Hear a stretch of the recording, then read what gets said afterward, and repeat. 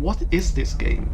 Well, I'm still trying to wrap my head around that as I'm sitting here and trying to collect my thoughts, having just played Mama's Sleeping Angels with a couple of friends for 2 hours straight. This is a project its developer describes as a Y2K dream exploration game, though nightmare is probably a more accurate word to use here, considering some of the things I've come across.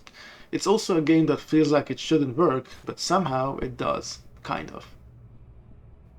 Mama's Sleeping Angels is supposedly what you get when you combine Lethal Company with someone's drug-induced hallucinations and put the whole thing into a cursed PlayStation 1 console that runs on gummy bears and nightmares.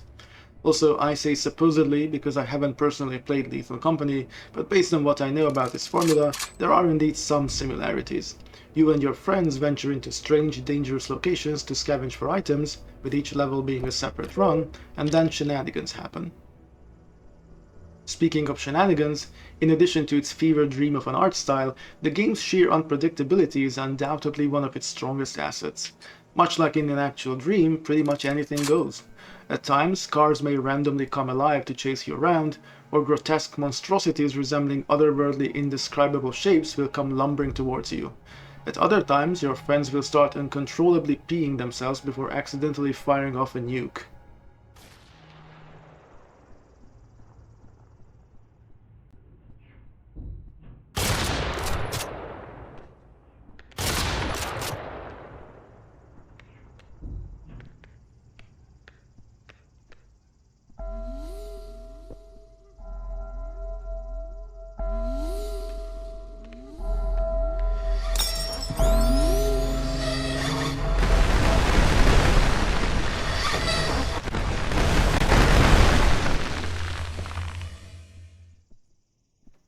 And this can all happen within the same run.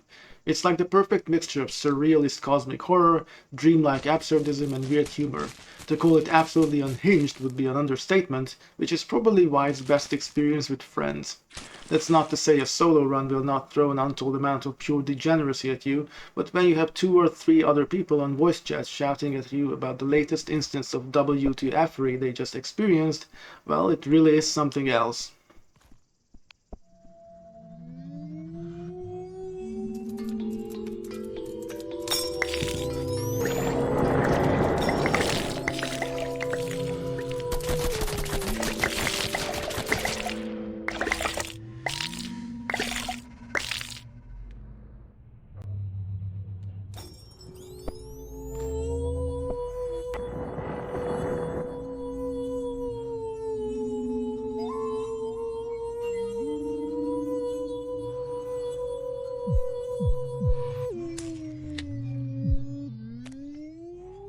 The actual game though, well, it's very simple and not particularly sophisticated, at least in my experience. There are no intricate mechanics to worry about, which is a double-edged sword, making the game both easily accessible but also potentially repetitive. You just explore the map, pick up items, bring them back to your base, and once you have enough, you can use them to feed Mama, this strange, nightmarish, almost Lovecraftian thing that demands to be satiated. And then the mission ends and you do it again and again to unlock even more maps.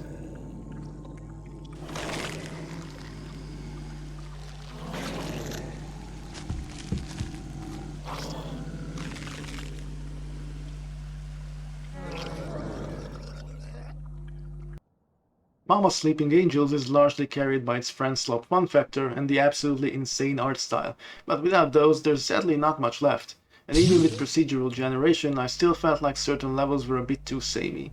However, if you got friends to slop with and the aesthetics pull you in, you'll likely get a few hours of entertainment out of it before the novelty starts wearing off.